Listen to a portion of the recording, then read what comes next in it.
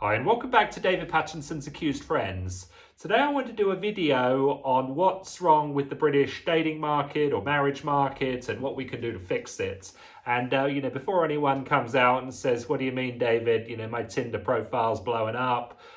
There's a lot wrong with the British dating market and British family formation. And just some stats for you. I mean, if you look at the number of marriages in 1970, we had 425,000, and if you look at it in 2017, we had about 240,000. So you're looking at about very much a 50% drop in that time, and the marriage rate over that period has gone down from sort of 80% to 20% of people getting married. I mean, people are getting married later or not at all, or, for shorter periods of time.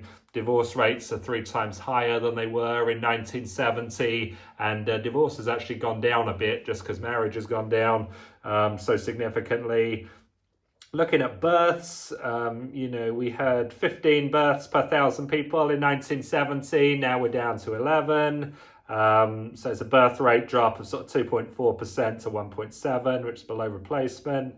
And then if you look at abortion, we've had 10 million abortions since 1970, and we've actually had imported 15 million people during that time. And so if you think, well, if we'd have allowed all those aborted babies to live, we probably wouldn't have needed to import 15 million people. We could have probably got away with not importing anyone. And would the Black Lives Matter protests be so prevalent today had we done that? Or would it be British Lives Matter because so many more of our people are actually British people rather than imported people? You hear a lot of women, older women in society asking the question of, why is my beautiful, talented daughter still single and unmarried at age 35? And you hear a lot of women coming together on a Friday night asking questions like, where have all the good men gone? And I think we need to start talking about this more as a society and as a country, because, back pre the birth control pill, we didn't have these kind of problems. I mean, the birth control pill was meant to be helping women prevent pregnancy and they'll prevent accidental pregnancy, and it's actually led to an explosion of accidental pregnancies, and it's the weaponization of pregnancy. It's women using pregnancy to get men to marry them, using emotional blackmail, and then they're able to have an out with abortion if the father calls their bluff. Don't have any time for the weaponization of pregnancy. And I think we need to look very closely at British women, and the family formation decisions they are making. We've had an absolute explosion also of out-of-wedlock births and, children of fatherless homes. And I met a girl just earlier in the week. She was 30 years old and she had a little son with her. And I said, oh, it's a nice son you've got. Where's the father? And she said, oh, the father's not really interested in parenting. He's not involved. And so why'd you have a kid with a man doesn't want to be involved with his child? And she said, oh, well, we met in the nightclub and it was loud and one thing led to another. And I think British women have totally got away from their responsibility and their ability to vet men properly. I mean, there's far too many women that are having children with men who have a criminal record, who have no money and no job, who have addiction problems, who have problems with violence. And that may be great for, the genetic stock of the child, but it's terrible for the provisioning element. And for women, they need to be choosing men to have children with that are good at provisioning, because otherwise British taxpayers have to come in and pick up the tab, and we're spending hundreds and hundreds of billions of pounds, taxpayers are paying for children that are not theirs. And I think it's a total disgrace. I don't think we're holding women anywhere near as accountable as we should be, or as we used to be. I mean, we used to put a lot of expectations on women to choose the right guy, to marry the right guy, and to build strong, secure families. And we did that for a long time in our country. Now we put no expectations on women to do this, and we give them a free pass. We laud women that are single mums. We laud women that have out-of-wedlock births with multiple men, and it's a totally dangerous and destructive family environment for all the children when you get all these different men coming and going. You know, men have a lot of respect for paternity. If the child is theirs, they're going to go out of their way to look after the child. If the child is not theirs, they are going to do the opposite. They're going to resent the child, and the child then is at risk of neglect and at risk of abuse. And there's been a total explosion of abuse of young children because they're in environments where the biological father is not present. And we totally need to get back to paternity, respecting paternity. Every child needs to have a paternity test at birth to determine paternity. I can't have any more of this paternity fraud. And, you know, we really need to put a strong emphasis on women. And people say, well, David, why does all the pressure have to be on women? I'm a big advocate of the male birth control pill. I think we should give a reward of £50 billion to anyone that can invent that for us in the next 12 months, because we will save so much more money by preventing out-of-wedlock births and births from parents that are not married and that are not compatible. I mean, women and men need to be getting together to have children when they're a compatible couple, when they're a compatible family unit, and then the children can grow up in a stable and secure household. Rather than women having children with men they're not married to, the man's not interested, and the woman then becomes married to the government. And of course, big government loves the destruction of the British family because it increases their power, it increases women's dependence on government, but men are still going to come in and pay for this stuff through taxation, and this is maybe part of the reason beyond the lockdown, while we're with so many trillions in debt. Being trillions in the red is not a good thing, it's a bad thing, and we need to get our family formation sorted out first of all, and then I want British birth rates going up. There's been plenty of polling done with British women on how many children would you like to have, and the vast majority of women polled say, I would like to have, 2 children, 3 children, 4 children, 5 children.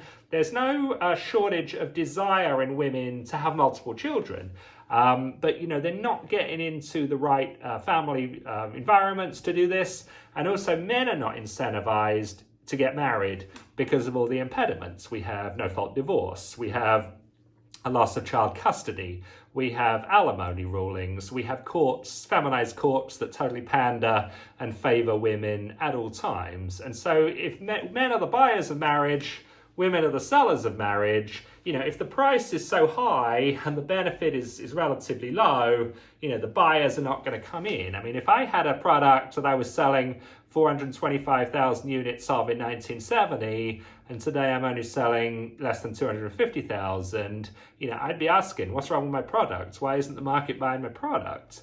And the reason is the product's gotten too expensive and the value has gotten too low. And we need to be challenging British women to be raising the value of their maternal value, and also their overall offering to men. We're always talking about what women want, what women need, totally pandering to women in the dating sphere, but we never ask men, hey men, what would make you increase our marriage rate? What would make you want to settle down with more women? What about the exclusivity women are given to men? I mean, women get involved in relationships, and then they're on Instagram all the time, advertising themselves to other men. That's where this phrase Instagram boyfriends come to. Women are doing girls' night out on a Friday and Saturday night every week, when their boyfriend or their husband's sitting at home.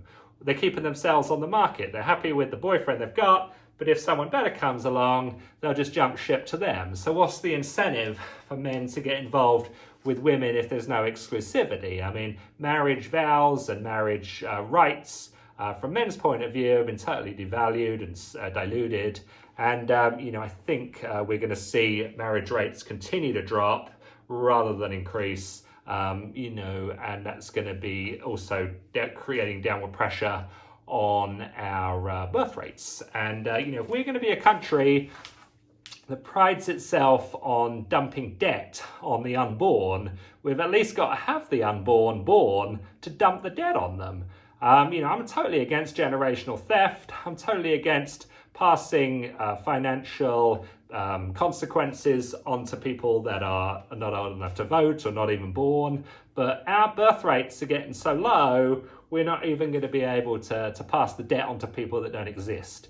And, it's just going to lead to lower and lower standards of living for our country. I think that people say, okay, well, David, well, if we've got low birth rates, we'll just import the world's poor people and they can help supplement our population. But the world's poor are not going to be able to pay off our debt. They're going to be creators of more debt because they're going to be welfare recipients. So I think overall, we need to stop being afraid of criticizing women for bad decisions. If you're a woman that's got involved with a man that has not been vetted, that is not suitable, you have a child with him or with multiple men that are all paid for by the taxpayer, and you're creating more debt for our country, that's not a good thing, that's a bad thing, and we need to call women out on that.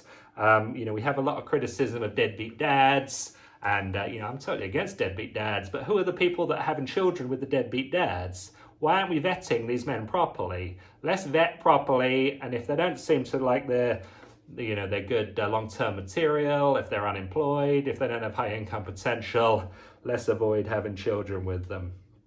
I think we need to really look at our laws of sexual harassment in the workplace. There's been this big Me Too nonsense that's cropped up since 2016. I've spoken about it a lot, and I think there's going to be more Me Too stuff coming down the line right after this Black Lives Matter stuff.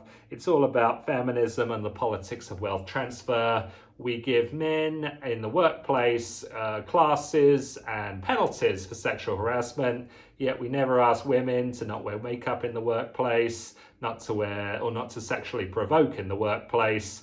Whenever we do a sexual harassment investigation, we ask the men, we ask what the men said, we ask what the men did. We never ask the women about sexual provocation, and that's something we need to start doing. If you have less sexual provocation, you're probably going to have less sexual harassment, even though people don't really want to talk about that because they want to profit from the problem.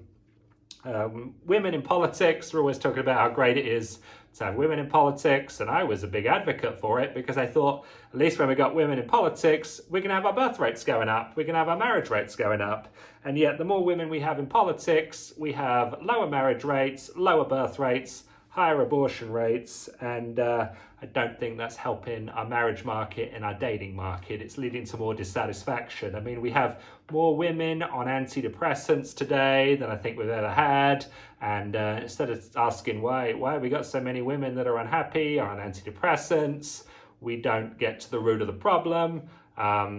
And then, I think we need to really look into this very, very closely. I mean, this is sort of the conversation we need to be having all the time. You've got all these, on the men's side, these dating coaches. I mean, these dating coaches online, teaching men how to date, teaching men how to get involved with women, making tons of money. Why don't we put these dating coaches in school so they can teach men how to date?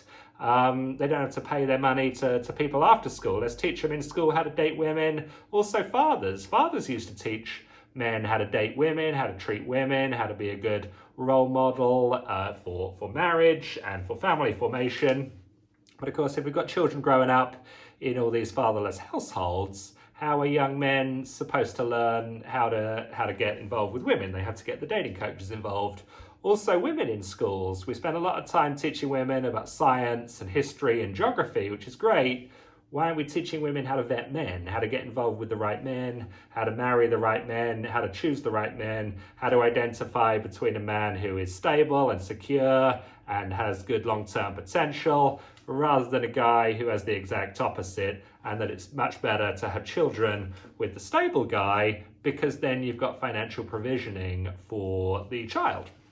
And people are going to say, well, look, David, the government's always going to be there to support single mums. They're always going to be paying out welfare for single mums, and I believe that's true. But when it comes time when the welfare that the government gives you has no purchasing power, that's the problem. Young women or single women, single mothers are not thinking about. When you take your welfare check to Sainsbury's and try and buy food for your child, and the supermarket doesn't accept it because it has no value, that's when you need to panic. Money is only a reflection of the production that backs it up. And if there's less and less production because there's more and more unemployment, you got Rishi constantly spending money that's just printed out of thin air, the purchasing power of everyone's money is going to decline, and children are going to go without. And we need children with fathers and mothers together that both invested in the child and that can afford to have the child. We need women and men having a business plan of financial provisioning before they have children, not afterwards. So I've talked about incentives for men, excuse me, particularly paternity, also child custody should be 50%, child custody guaranteed for the father. Fathers are financially responsible for their children, and again, that's something I've talked about. And I think we need to really look at this in a serious way. So we want to have much stronger and successful family formation in our country. I want people to look at our country and say, yeah, those British people, they have great marriage rates, they have great birth rates, they have strong and successful marriages, they have couples that come together, stay together, grow old together, have grandchildren together, and that sort of vision is becoming less and less in our country. And I think I read that in 2018, Britain reached its sort of lowest birth rate for 80 years. I think it'll exceed that in 2020 just because of the chaos that's happening in the country. All happened under a Conservative government, or a Conservative in name only government, and I think it's a total disgrace. So let's get back to great family formations in our country like we used to have, and let's really stand up and confront all the opponents of marriage, the opponents of family formation, and the totally dysfunctional dating market that we have, which is not making women at all happy, I think which is disincentivizing men to get involved in marriage and family formation, and it's costing us the lives of would-be children that we need to pay off all the debt that we've thrown their way. So I hope you like this video and it provides food for thought. Thanks again for watching.